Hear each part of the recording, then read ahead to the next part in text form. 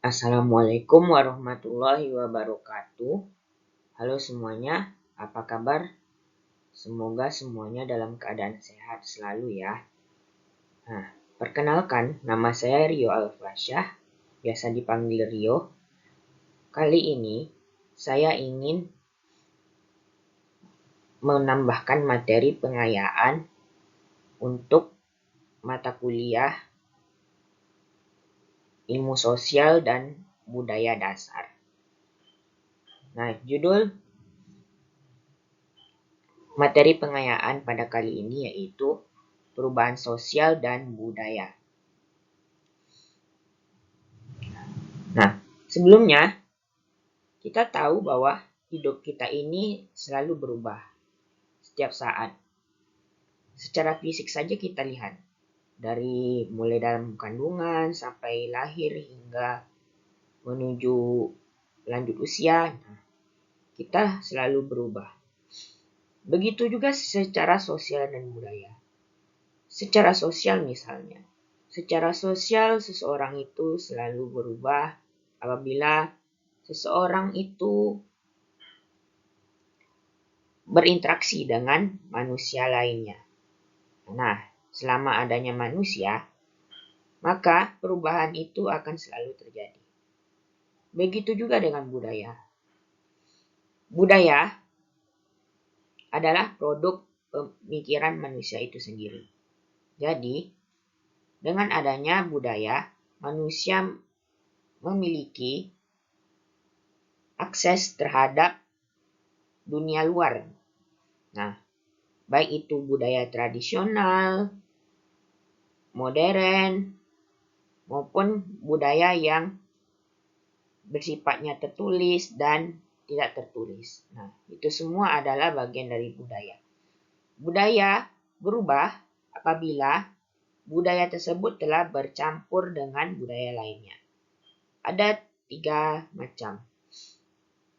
Apabila budaya itu tidak bercampur, maka budaya itu akan stagnan atau tidak berubah sama sekali, bersifat statis. Contohnya pada masyarakat di pedalaman. Nah, jadi mereka terisolasi, termarginalisasi. Itu adalah contoh budaya yang sifatnya statis. Nah, berikutnya yang budaya bersifat dinamis. Perubahan budaya bersifat dinamis ini terbagi 2 lagi, yaitu ada namanya asimilasi. Asimilasi adalah perubahan budaya di mana percampuran budaya antara 2 budaya atau lebih, yang mana setelah mereka bercampur atau menyatu, mereka tidak lagi mengenal budaya asli mereka masing-masing. Jadi antara A dan B misalnya, budaya A dan budaya B jika tercampur dalam asimilasi, maka tidak akan lagi adanya nama budaya A dan budaya B. Nah, itu menciptakan budaya baru. Nah, ada juga budaya yang namanya akulturasi. Nah, akulturasi ini adalah pencampuran 2 budaya atau lebih yang mana masing-masing budaya asalnya itu tidak berubah sama sekali. Tidak mengalami perubahan. Namun mereka hanya menggabungkan budaya itu sendiri. Nah, yang akan kita bahas kali ini adalah perubahan sosial dan budaya itu sendiri yang bersifat dinamis atau selalu berubah. Nah, apakah saudara-saudari tahu bahwa perubahan sosial dan budaya adalah proses transformasi yang terjadi dalam suatu masyarakat, baik dalam hal struktur sosial, sistem nilai, norma perilaku, maupun budaya secara keseluruhan. Nah, perubahan ini bisa terjadi secara bertahap atau mendadak dan dipengaruhi oleh berbagai faktor baik internal maupun eksternal. Nah, perubahan yang terjadi dalam struktur sosial masyarakat terjadi karena adanya kesepakatan antara kelompok-kelompok dalam masyarakat itu sendiri. Nah, termasuk di dalamnya misalnya dahulu disebut dengan kepala suku, sekarang disebut dengan kepala desa. Nah, itu adalah suatu perubahan. Nah, berikutnya sistem nilai. Sistem nilai di sini maksudnya adalah nilai-nilai yang berlaku dalam masyarakat ini mulai berubah. Contohnya sekarang ini banyak sekali nilai-nilai yang mulai tergerus, mulai menghilang. Nah, itu sebuah bentuk perubahan. Begitu juga dengan norma. Norma merupakan kumpulan atau pedoman aturan-aturan yang dibuat oleh masyarakat. Nah, itu sekarang mulai berubah kan. Nah, begitu juga perilaku. Nah, perilaku individu saja bisa berubah, apalagi perilaku secara sosial.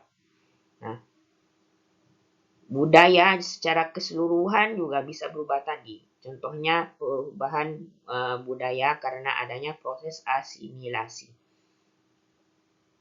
Nah, perubahan ini bisa terjadi secara bertahap, maksudnya adalah evolusi. Evolusi itu perubahannya perlahan, namun pasti.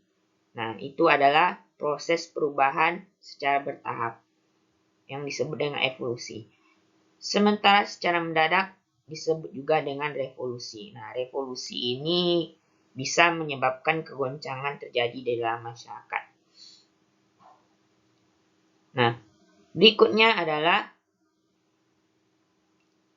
perubahan ini dapat disebabkan oleh internal maupun eksternal. Maksudnya, internal adalah dari dalam masyarakat itu sendiri atau kelompok dalam masyarakat itu sendiri. Apakah mereka mau merubah, misalnya dari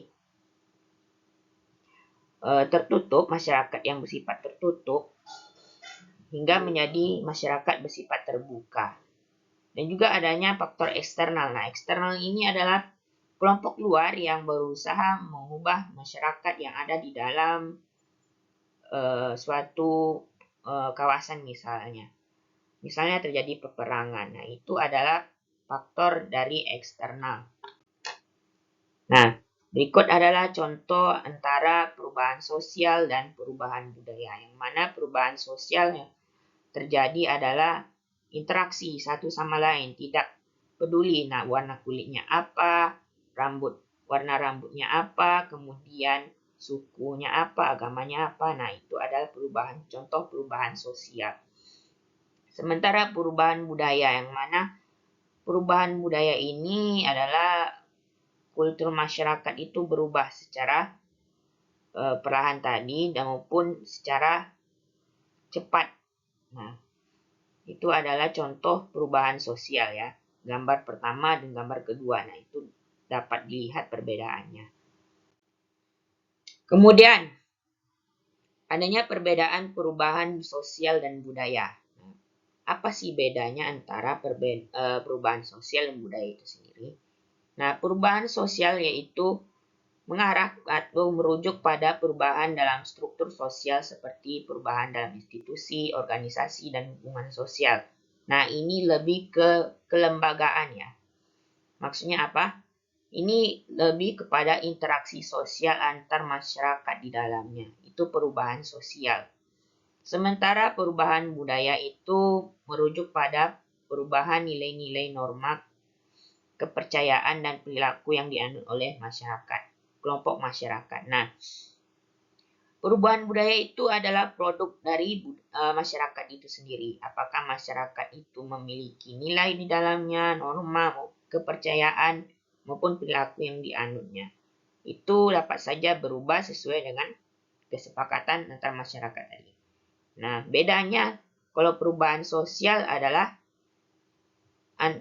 dipengaruhi oleh interaksi sosial, kemudian perubahan budaya yaitu pemikiran manusia yang berubah sehingga melahirkan produk yang berbeda dari sebelumnya. Faktor-faktor penyebab perubahan sosial dan budaya. Nah, yang pertama ini kita bisa lihat adalah faktor internal. Faktor internal yaitu berasal dari dalam kelompok masyarakat itu sendiri, yang mana bisa terbagi lagi menjadi beberapa segmen. Yang pertama yaitu pertumbuhan penduduk. Nah, kita saat ini memang selalu bertumbuh ya. Jumlah masyarakat itu selalu bertumbuh. Masyarakat selalu bertambah. Nah, seperti yang kita ketahui, negara-negara seperti India, Indonesia itu atau negara berkembang lainnya itu memiliki tingkat pertumbuhan penduduk yang tinggi. Berikutnya difusi budaya. Difusi budaya ini maksudnya adalah penyebaran budaya atau penyaluran budaya yang dilaksanakan oleh satu kelompok ke kelompok lainnya. Nah, misalnya budaya westernisasi atau kebarat-baratan yang sudah masuk atau merajalela di dunia timur atau Indonesia khususnya ya. Berikutnya adalah adanya konflik sosial dalam masyarakat. Nah, konflik sosial ini merupakan perubahan yang secara cepat bisa terjadi dalam masyarakat. Mengapa demikian? Karena konflik ini bisa bersifat membangun atau konstruktif dan destruktif atau merusak. Nah, kalau membangun itu adalah sifatnya positif, bukan? Nah, sedangkan kalau destruktif atau menghancurkan, nah semua dampaknya terjadi baik pada individu masyarakatnya, individu masyarakat secara umum maupun bangunan atau budaya yang telah dibangun oleh masyarakat itu sendiri. Nah, faktor yang keempat yaitu inovasi teknologi. Nah, inovasi teknologi di sini berperan dalam merubah masyarakat. Contohnya penggunaan gadget atau smartphone yang kita kuasai saat ini atau kita genggam saat ini. Nah, ini adalah suatu inovasi teknologi yang dapat merubah kita yang dahulunya mungkin bisa berkomunikasi melalui surat menyurat, sekarang sudah bisa melalui teknologi yaitu berupa smartphone tadi. Nah, kemudian yang terakhir adalah gerakan sosial. Nah, gerakan sosial ini adalah perubahan sosial di mana masyarakatnya itu yang ingin berubah. Masyarakatnya itu yang ingin bergerak. Ya, misalnya ya, reformasi ya, tahun 98, di mana masyarakatnya itu bergerak atau melakukan aksi ya, untuk menggulingkan dan membuat reformasi ya di tahun 98. Nah, selanjutnya adalah faktor eksternal. Faktor eksternal yaitu bisa kita lihat ada kontak antar budaya yang pertama ya. Kontak antar budaya ini berlangsung antar masyarakat ya, di mana budaya masyarakat luar masuk dalam budaya masyarakat. Contoh tadi adalah westernisasi tadi, budaya kebarat-baratan tadi yang masuk melalui jalur perdagangan pada zaman dahulunya dan sekarang melalui globalisasi yang akan kita bahas di nomor ketiga. Nah, berikutnya kolonialisme. Nah, kita tidak bisa pungkiri bahwa kolonialisme atau penjajahan yang dilakukan oleh bangsa barat atau negara lainnya pada zaman dahulu itu bisa mengubah paradigma kita atau cara berpikir kita ya. Termasuk mungkin di sana ada budaya yang terpengaruh, bahasa, kemudian agama, teknologi. Nah, semuanya itu bisa merubah masyarakat ya secara eksternal ya, atau di luar dari masyarakat, di luar dari kendali masyarakat itu sendiri. Yang ketiga adalah globalisasi. Globalisasi ini adalah proses mendunia di mana masyarakat itu tidak ada sekat atau batasan di antara satu negara dengan negara lainnya. Kita bisa buktikan sekarang dengan adanya internet atau jaringan ya. Masyarakat dari Indonesia misalnya bisa berhubungan dengan masyarakat dari Amerika Serikat tanpa adanya intimidasi atau hambatan lah istilahnya ya. Kemudian adanya perubahan iklim. Nah, misalnya perubahan iklim ini orang-orang yang semulanya tinggal di daerah dingin atau es yang beriklim dingin, apabila tempat tinggal atau berpindah ke daerah beriklim panas, maka akan menyebabkan perubahan terhadap gaya pakaiannya mungkin, kemudian bahasanya, yang mana di daerah panas itu orang-orang bersuara keras gitu kan. Nah, kemudian bencana alam. Bencana alam menyebabkan manusia itu berubah karena apa? Karena bencana alam seperti banjir, tanah longsor, tsunami, gempa bumi. Nah, itu kan semuanya dari alam ya. Nah, itu bisa merubah masyarakat ya.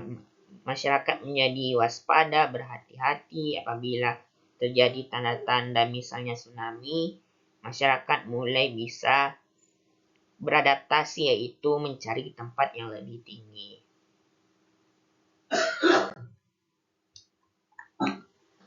Berikutnya adanya proses perubahan sosial dan budaya. Nah, jadi perubahan sosial dan budaya ini terdiri dari beberapa tahap ya, atau fase yang disebut dengan fase.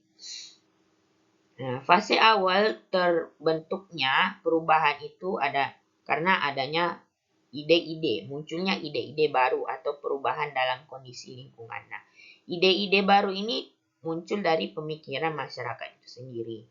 Nah, sehingga dapat berubah ya, termasuk kondisi lingkungan atau faktor eksternal tadi. Kondisi lingkungan yang berubah seperti perubahan iklim yang ekstrim saat ini dapat mengubah masyarakat ya, dari semulanya mungkin abai terhadap lingkungan dan mulai memperhatikan lingkungan. Nah, berikutnya adalah fase pertumbuhan. Nah, fase ini merujuk pada ide-ide baru yang menyebar dan mendapatkan dukungan dari sebagian masyarakat. Nah, ide-ide baru yang diciptakan pada fase awal tadi itu mulai menyebar ya, mulai diinteraksikan oleh masyarakat, dari satu masyarakat ke masyarakat lainnya, dari individu ke individu lainnya. Nah, ide-ide itu menyebar. Nah, dan jika masyarakat lainnya itu menerima, maka ide tersebut akan menjadi nilai atau norma ya di dalam masyarakat itu sendiri. Berikutnya ada fase institusionalisasi. Maksudnya adalah ide-ide baru menjadi bagian dari sistem sosial dan budaya yang ada. Ide-ide baru yang menjadi bagian sistem sosial dan budaya ini merupakan suatu bentuk pelembagaan dari suatu ide-ide tadi. Nah, ide-ide baru tadi dimasukkan dalam suatu sistem, dalam organisasi misalnya, kemudian organisasi itu membentuk suatu perundingan di dalamnya, kemudian jika semuanya menerima, maka sistem sosial dan budaya itu akan dianut oleh masyarakat itu sendiri. Nah, fase yang terakhir adalah fase integrasi. Nah, ide-ide baru terintegrasi sepenuhnya ke dalam sistem sosial dan budaya. Nah, yang mana tadi bisa setengah-setengah, sekarang ide-ide baru tersebut dapat digabungkan secara utuh ya di dalam sebuah tatanan masyarakat, baik itu secara sosial maupun budaya. Nah, kita bisa lihat juga contoh perubahan sosial dan budaya. Yang pertama adanya industrialisasi. Nah, kita tidak bisa pungkiri bahwa industrialisasi yaitu masyarakat yang berubah dari fase agrikultur atau agraria atau pertanian berubah menjadi industrialisasi atau industri. Masyarakat industri yang berubah sangat besar ini mempengaruhi pola hidup masyarakat, struktur sosial atau tatanan sosial, dan nilai-nilai masyarakat itu sendiri. Nah, Contohnya, pembangunan pabrik di suatu daerah menyebabkan masyarakat yang mayoritas sebelumnya bertani kemudian menjadi buruh pabrik. Nah, itu contoh dari industrialisasi. Berikutnya, urbanisasi. Urbanisasi ini tidak hanya perpindahan penduduk, namun secara pola perilaku masyarakat ini berubah gitu. Dari mulanya berorientasi ke desa, kemudian berorientasi ke kota. Nah, masyarakat itu mulai mengembangkan daerahnya sendiri atau daerah sekitarnya menjadi pusat perdagangan, pusat sosial, pusat budaya, maupun lainnya. Contoh perubahan sosial yang ketiga yaitu globalisasi. Nah, globalisasi ini adalah proses mendunia ya, tadi ya. Apabila diintegrasikan ke ekonomi, digabungkan ke ekonomi, ke budaya, dan politik di seluruh dunia, dapat mempengaruhi nilai-nilai gaya hidup dan konsumsi masyarakat. Nah, contohnya tadi, westernisasi, hedonisme, konsumerisme, bahkan adanya perubahan dari masyarakat yang dahulunya bersifat konservatif menjadi moderat. Nah, berikutnya adanya revolusi digital. Revolusi digital ini adalah perubahan masyarakat digital secara cepat ya.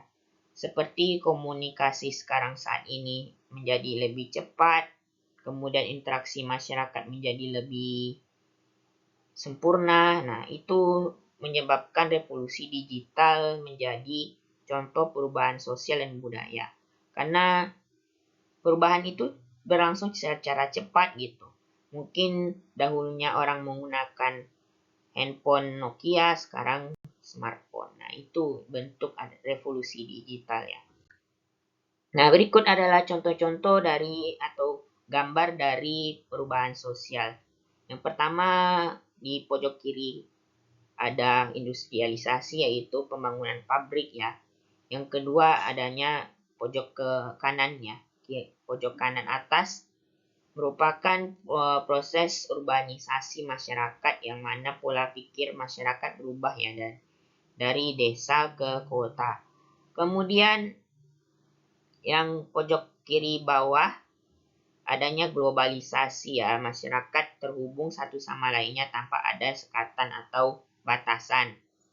Yang keempat baru adanya revolusi digital yang mana saat ini internet sudah mendarah daging di dalam masyarakat sehingga orang-orang berkomunikasi antara satu dengan lainnya dengan maksimal ya. Nah, berikutnya perubahan sosial dan budaya tentunya memiliki dampak ya bagi masyarakat itu sendiri. Baik itu positif maupun secara negatif. Dampak secara positif yang dapat dirasakan oleh masyarakat itu peningkatan kualitas hidup. Nah, kualitas hidup masyarakat ini semakin meningkat apabila terjadi perubahan sosial. Seperti perubahan dari tradisional ke modern. Nah, itu kan tentunya meningkatkan kualitas hidup masyarakat. Berikutnya adanya perkembangan ilmu pengetahuan dan teknologi. Nah, setiap hari ilmu pengetahuan itu selalu berkembang ya, selalu berubah. Dan teknologi pun juga mengikutinya. Nah, itu membuat dampak positif bagi masyarakat. Dampak positif yang ketiga atau yang terakhir itu memperluas wawasan dan toleransi. Nah, jadi masyarakat yang berubah dapat menyebabkan pola pikirnya itu juga berubah. Dari sebelumnya bersifat intoleran, tidak memiliki wawasan yang luas, dengan adanya ilmu pengetahuan dan teknologi, masyarakat menjadi memiliki wawasan yang luas dan dapat berinteraksi dengan satu dengan yang lainnya dengan optimal gitu.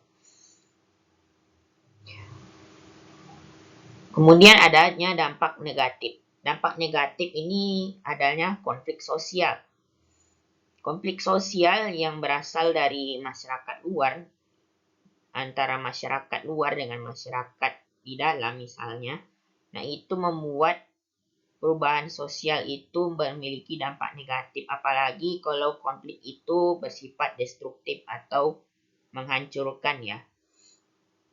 Berikutnya dampak negatif dari perubahan sosial dan budaya ini adalah adanya disintegrasi sosial. Nah, contohnya sekarang orang-orang fokus ke gadgetnya masing-masing, ke smartphone-nya masing-masing, sehingga orang-orang sekitarnya diacuhkan dan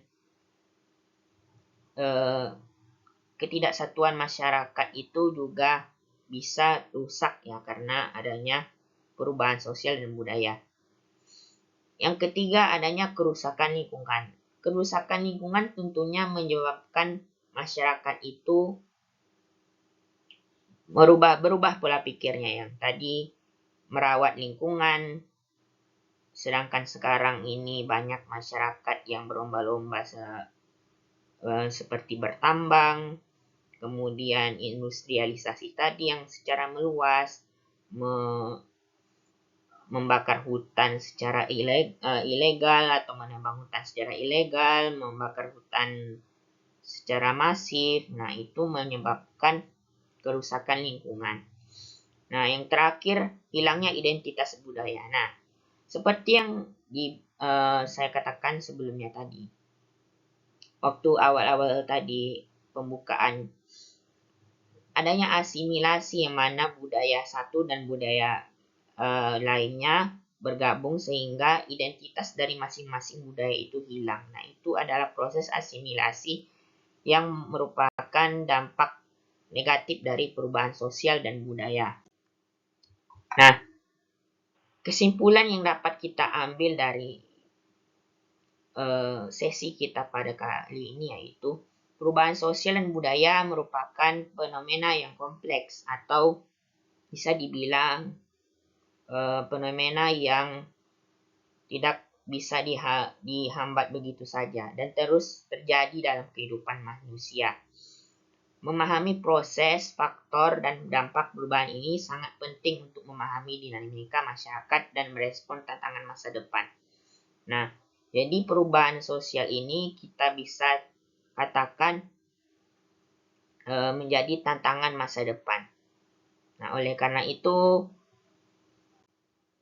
saya tutup dengan suatu quotes dari Heraklitus yang menyebutkan bahwa the only thing constant is change.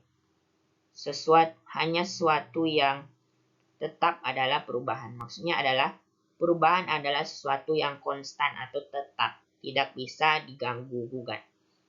Mungkin dahulunya kita menggunakan HP Nokia, sekarang kita menggunakan smartphone. Nah, itu adalah perubahan yang tidak bisa kita hindari lagi. Nah, terima kasih untuk sesi kali ini. Semoga bermanfaat ya. Assalamualaikum warahmatullahi wabarakatuh.